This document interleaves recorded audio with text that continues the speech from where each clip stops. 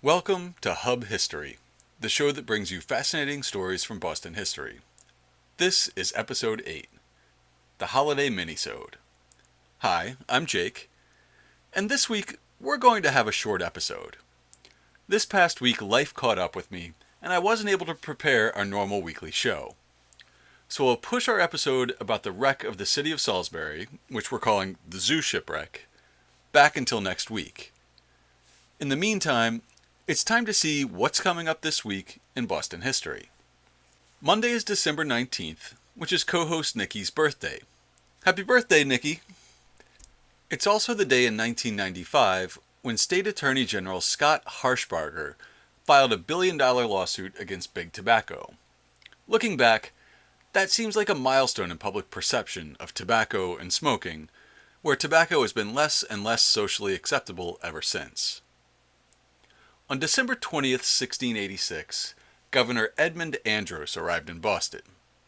If you remember our episode 6, you'll know that he was not exactly popular with the Massachusetts Puritans. Listen to that episode to find out all the ways he provoked them, until it finally got so bad in 1689 that the colony rose up in arms against him, arrested him, and kicked him out of North America. Wednesday is December 21st. And that's Paul Revere's birthday. The Boston patriot and silversmith was born in the North End on December 21st, 1734. We'll have a link to the famous portrait of him painted by John Singleton Copley in the show notes for this week's episode at hubhistory.com/008. Thursday marks a grim anniversary.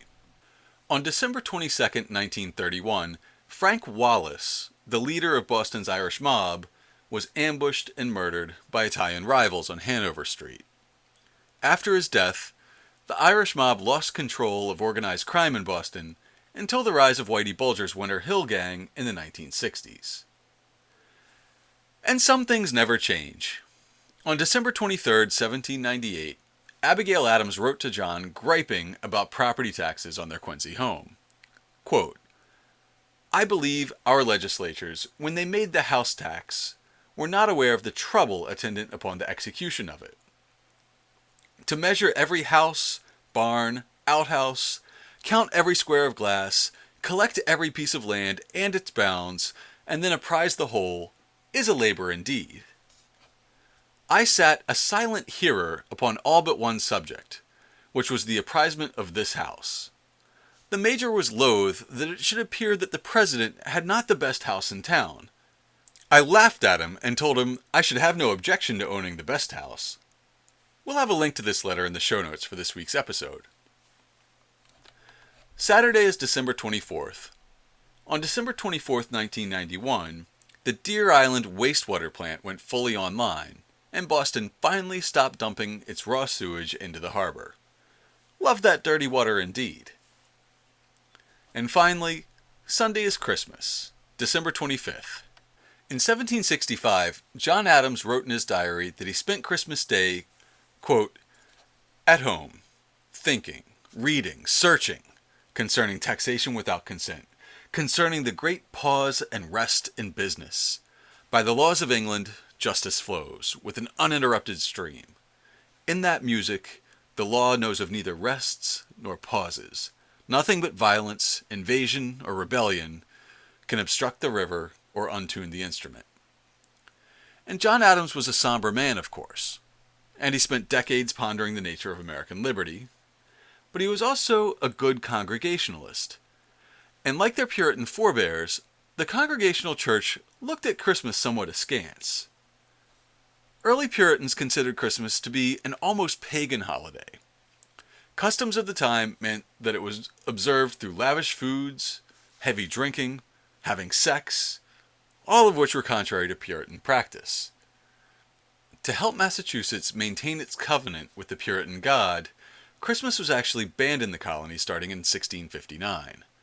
Good Puritans were expected to treat the day like any other, going about their work as normal, and anyone found celebrating could face a heavy fine. We mentioned Governor Edmund Andros before, and one of the very first things he did to offend the Puritans upon arriving in Boston was insisting on observing Christmas. That was 1686, which was only a year after the new laws went into effect that allowed Christmas observances in Boston.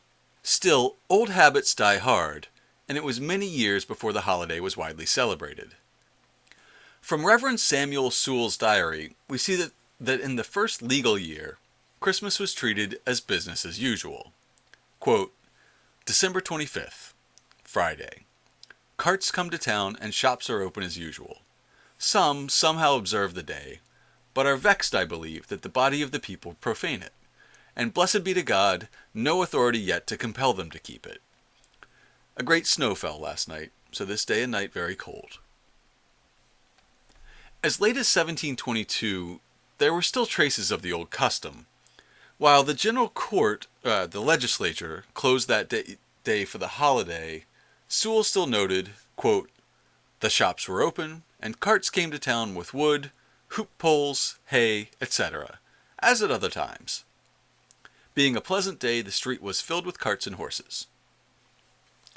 Even over a century later, Massachusetts seemed ambivalent on the subject of Christmas, with Henry Wadsworth Longfellow writing in 1856, quote, we are in a transition state about Christmas here in New England. The old Puritan feeling prevents it from being a cheerful, hearty holiday, though every year makes it more so. So while John Adams was a diligent thinker on the subject of liberty, he was also upholding a long-standing Puritan tradition. Will you be observing any Puritan traditions this holiday season? If so, tell us by emailing podcast@hubhistory.com or by tweeting to us at @hubhistory.